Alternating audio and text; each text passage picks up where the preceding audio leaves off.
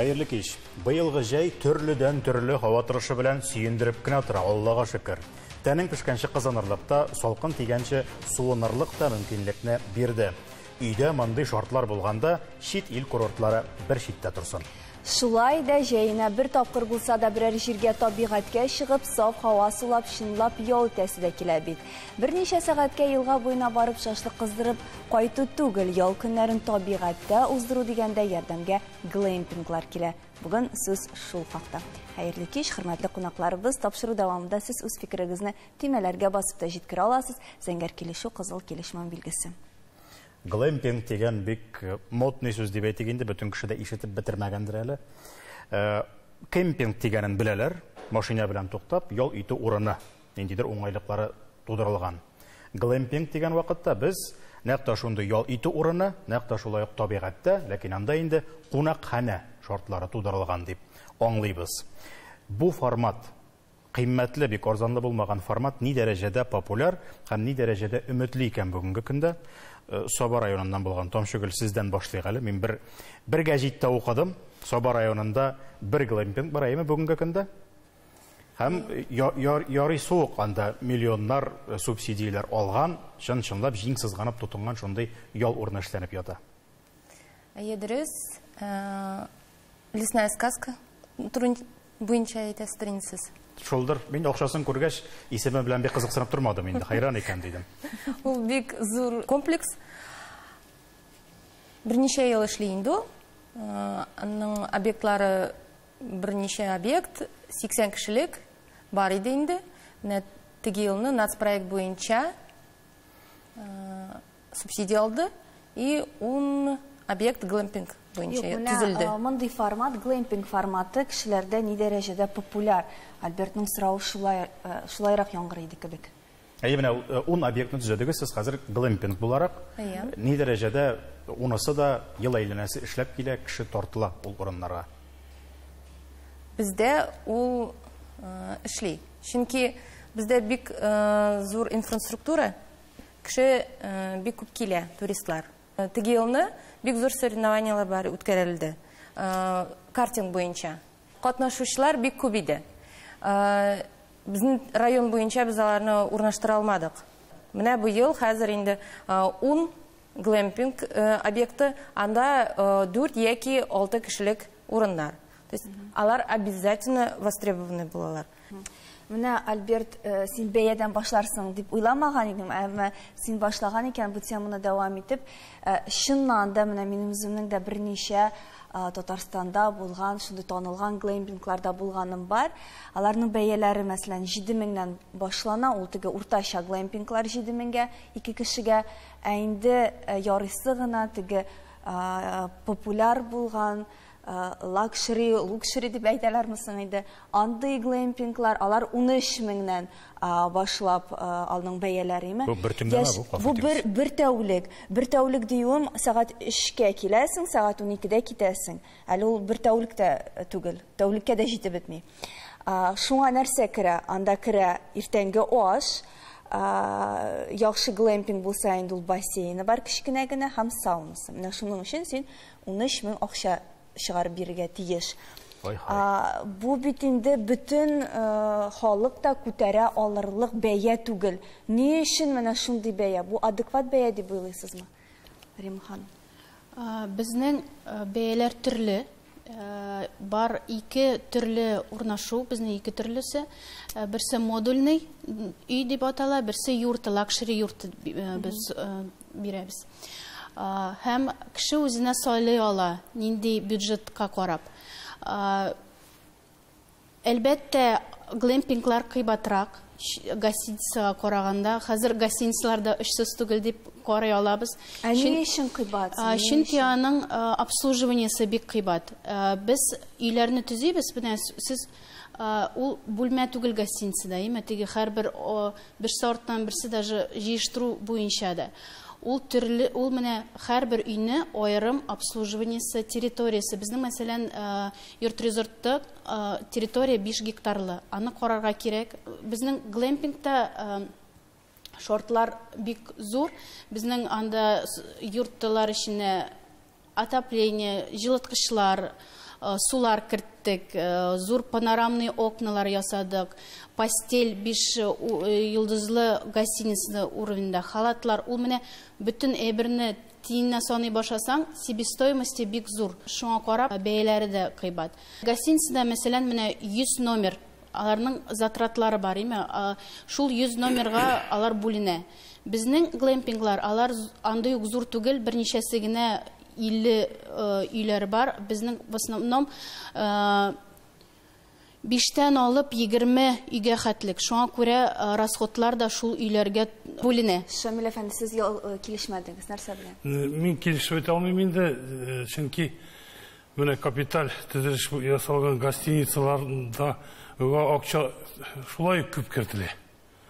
Менә шул төрек отельләрен алсак, аларның сутка бәясе әзрәк, әмма анда нәрсә? Анда all-inclusive системасы, анда аниматорлар, анда бөтенесе дә бар, әмма бәясе бермә-бер кечерәк. Монда икенче сәбәп бардыр дип уйлыйм мин. Беренчедән, глэмпинглар ул хәзер тора алмаган әле. Менә Татарстанда бармак белән генә санарлык бит алар, шулай бит. Быел 37 булырга тиеш иде, алар дөрес булса. Быелга 2 ел эчендә 42 глэмпинг ачылды. Безнең Татарстан буенча 42. Гостиницалар алсак, гостиницалар 496 Татарстанда. Глэмпинглар ничә 10 тапкыр азрак. Инде номер фонды карасаң, тагын бермә-бер кимрәк алалар. Шуңа күрә беренчедән теге экономикада бар бит шундый беренчелектән файдаланып каймакны электреп калырга. Инде күбрәк менә 100 глэмпинг булса, 200 булса, аларда конкуренция дигән бер килеп чыга, бәяләр үзеннән-үзе теләсәгез дә алар төшәчәк. Монда дөрестән дә әлегә бу теманы без инде күтәрәбез, без дигәнем инде бу дәүләт ягыннан да милли проект кысаларында субсидияләр бирелә дигән сүзне әйттеләр. Күп районнар шуңа өметләнеп тә киңәйтәләр үзләренең элеккегә булган, мәсәлән, шул ук ял базаларын һәм аларны глэмпинг форматына китерәләр. Ягъни, мәсәлән, бу әле алдагы берничә елда үсәчәк дигән сүз. Безнең Кукмара ягында ничегрәк икән? Бармы әле глэмпинг иясе булдыгызмы? Перспективада дип әйтергә кирәк, Альберт. Кукмара ерагаймасын ора дип әйтәбез.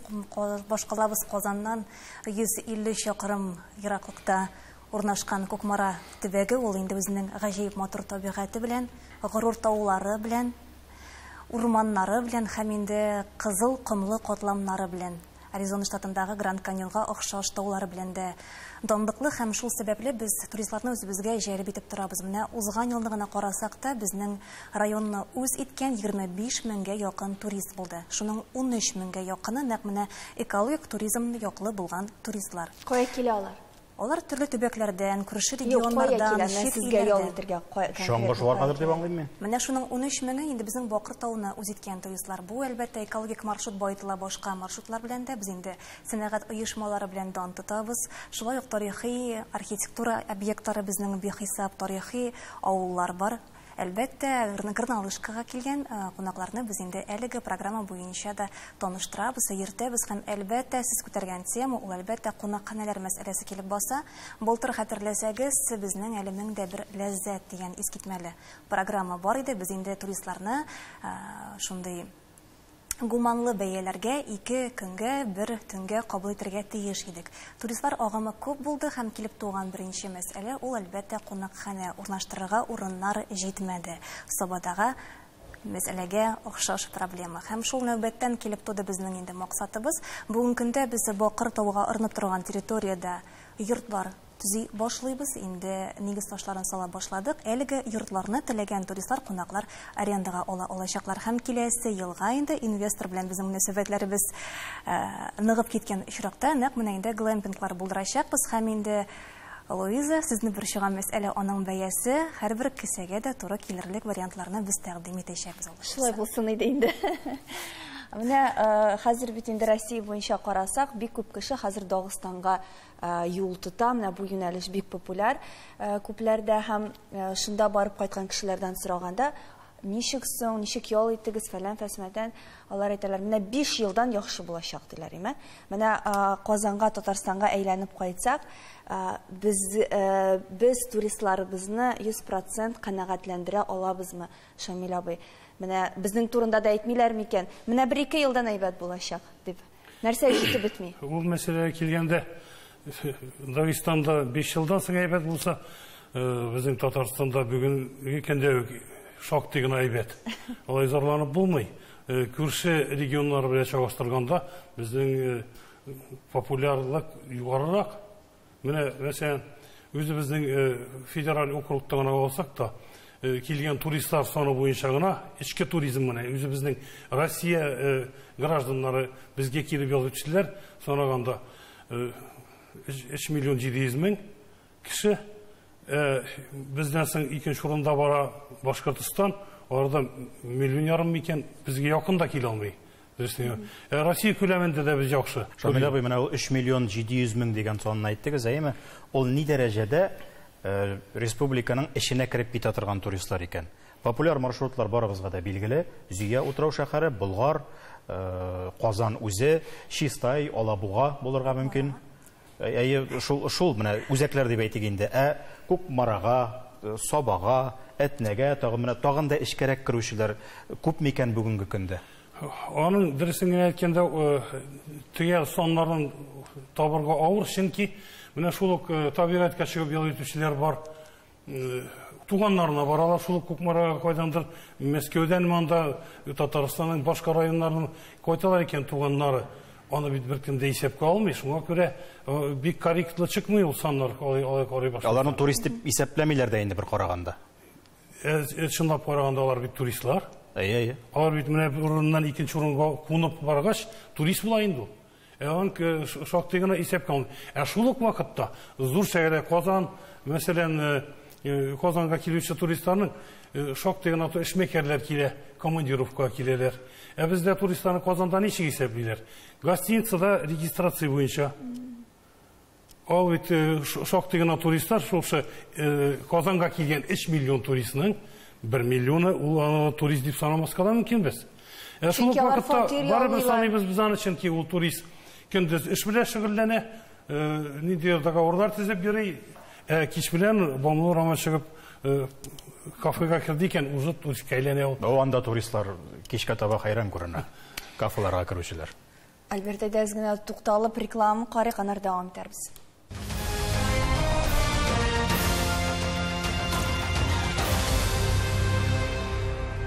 Қайырлы кеш, Таяна Ноқтасы студиясында глэмпинглар турында сөйлешуімізді давам етеміз. Бұл табиғатта орнашқан бик оңайлы шортлары болған қонақхана дәрежесіндегі yol иту орны болып тұра.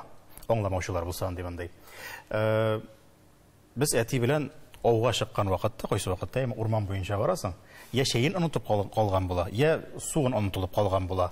Сол вақытта әтінен әйтіп қоятырған сөзі бар, я қотырағай бірін ұнытылып қалған болса енді бигіректі. Эй, олым, мұнда шүрәлілер киоск ашмаған шул деп әйтіп қоя. Міне, глэмпинглар деге шул тегі шүрәлілер ашқан киоск көз алдына келе менім.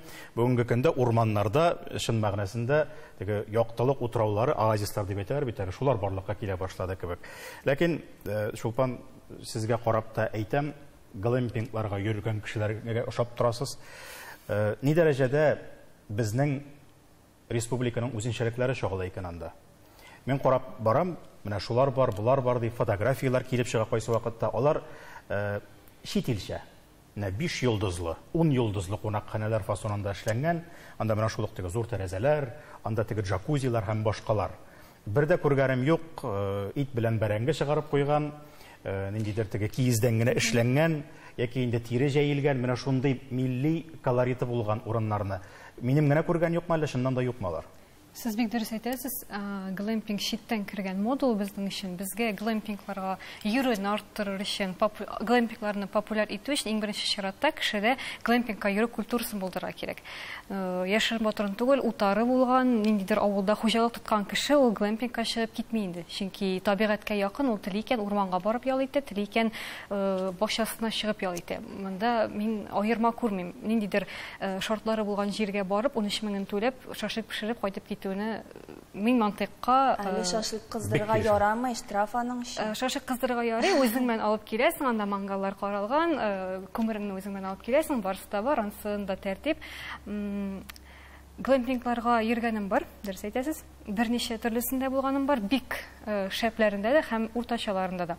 Шуны әйтә алам. Уртачасында күбрәк ошады, чөнки глэмпинг дигәндә иң беренче чиратта шәхсән мин табигатькә якынаюны күз алдында тотам. Бик шәпләрендә ул югала. Бик шәпләрендә анда инде цивилизация, анда инде барлык шартлар, анда инде чын мәгънәсендә кунакханә, анда инде Табигатьтән аерып тора. табигатьтән аеру бар. Табигать бар, әмма син табигатькә якын түгел. Шәркидә керми, җебендә ашмый. Әйе, әмма мин уртача дип әйттем бит, уртачасын алган глэмпингта кыш көне булдым. Буранда. Буран тавышын ишетәсең, кар керә, әмма сиңа рәхәт. Син менә моннан зарланмыйсың. Жылы да бар, урының да йомшак, ашарга, эчәргә дә бар, әмма син менә табигать белән якын булудан ләззәт аласың. Миңа калса, глэмпинг иң беренче чиратта менә шул. Менә Шулпаның сүзләрен куәтләп шуны әйтергә кирәк. Чыннан да менә бу глэмпингларның аларның формасы бар бүгенге көндә, әмма эчтәлеге юк. Менә берничә тапкыр шундый фикергә килдем. Мәсәлән, ярый анда бассейн булса, иртән кызынасың, су куйнасың, аннар мишасына барасың, ә кич белән нәрсә эшләргә белмисең. Менә тегендә сугыласың, монда сугыласың, ярар агачларына карыйсың, матурлыгына хузурланасың, ә башка әйбер юк. Менә нигә эчтәлеге аксаклый микән? Мәсәлән, шул ниндер кичәләр үткәрелми, менә ни өчен шулай? Националь буенча әйтәсем килә, безнең глэмпингта дизайн буенча без татар орнаментларын использовали. Менә формада гына ул, формада һәм эчтәлегенә килгәндә. Карагыз, безнең уникаль нишәп объект дип уйлыйбыз. Татар халык формалар, дизайн буенча татар орнаментларны керттек.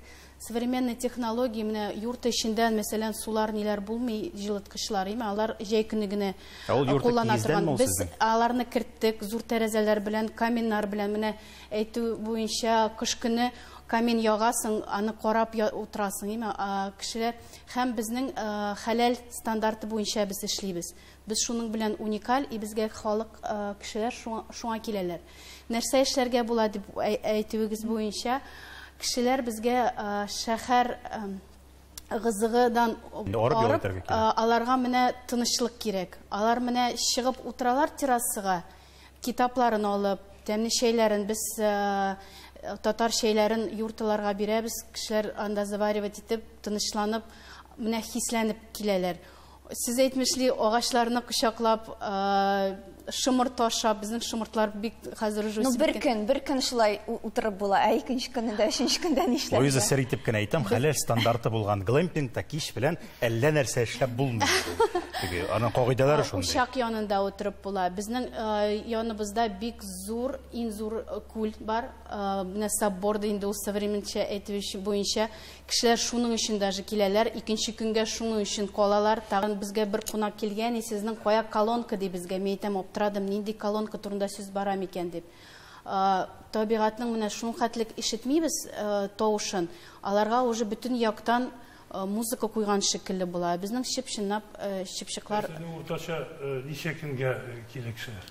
Безнең төрле кайбер кеше бер көнгә килгән кеше әз икән дип китәләр, икенче тапкыр берничә көнгә килә. Без 7 көнгә хәтлек торучылар бар. Гадәттә 1-2 көн.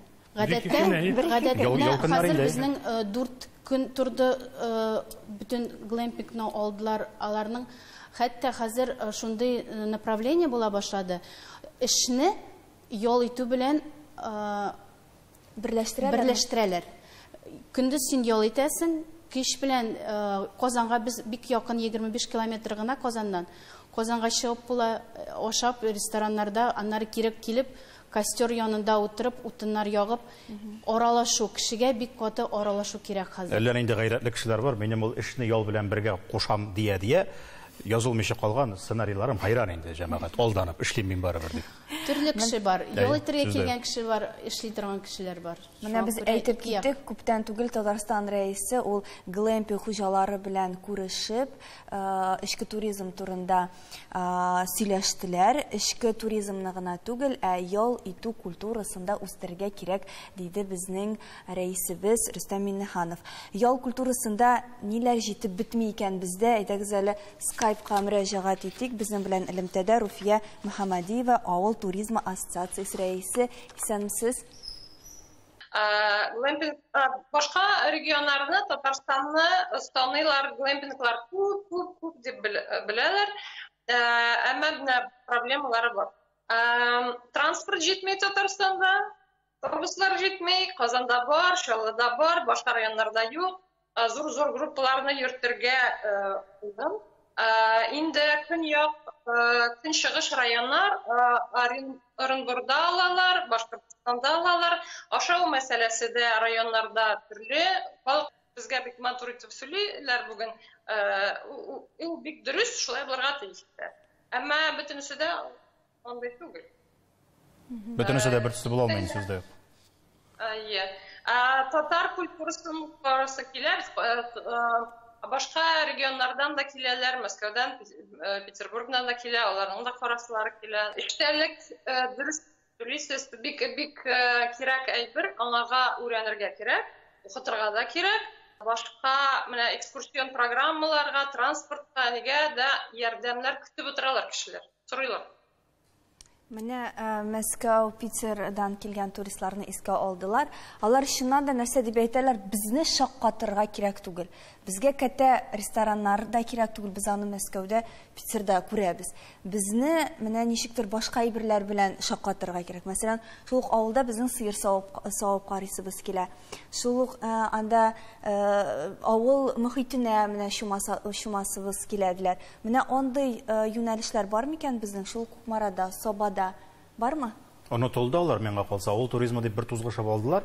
Нәкъ хәзер глэмпинг белән шулай тузгышкан кебек. Аннан ничектер авыл туризмы дигән әйбер каядыр юкка чыкты ул. Эреде кебек, әллә бармы әле? Бар. Мин үзем ички туризм белән очраклы рәвештә эшли башладым.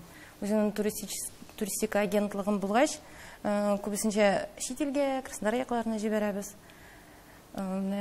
Үзебезнең районда фестиваль үткәргәннән соң аңладым, бу ички туризмның үсешен күрдем. И шуның белән шөгыльләнә башладым. Бу берничә елда төрле яклардан, менә шул Дагестаннан килгән кешеләр запрослары бар. Отларда йөрергә, балаларына күрсәтергә теләкләре бар. Менә шундый программада уже без кертеп барабыз. Обязательно отларны берәр фермаларга да алып барганыбыз бар. Шундый сораулар бар. Аннар менә Казан яклары, әби янында шикелле яшисе килә. Чөнки безнең үзебезнең хәрәбиләр юк авылда. Минем балам күрше балалар белән су керенергә бергә йөрсен, берәр айга мин шулай итеп килерем, яшәрем дип, шундый запрослар бар. Хәзер менә берничә объектлар бар безнең. Анда уже именно как раз авыл туризмы. Нәкъ шул компанияны кертергә тырышасыз. Нишләргә тиеш кеше көне буе шул глэмпинг киш белән төрлечә. Аның киш белән дә түгел, аның көндезендә нишәргәдер ничектер баярга кирәк. Ашап эчәргә генә скучно дип әйтим соң инде. И шуңа күрә мин башлаганда иң беренче нәрсә кирәк? Ул маршрутлар буенча нинди объектлар бар? Төрле кешегә төрлесе кирәк. Шул ук менә шәһәрдә яшәгән кешеләргә аларның кайберләренә кирәк тыныч кына яшәп торырга. Менә бер нәрсә дә кирәкми. Менә аларга шишмә кирәк.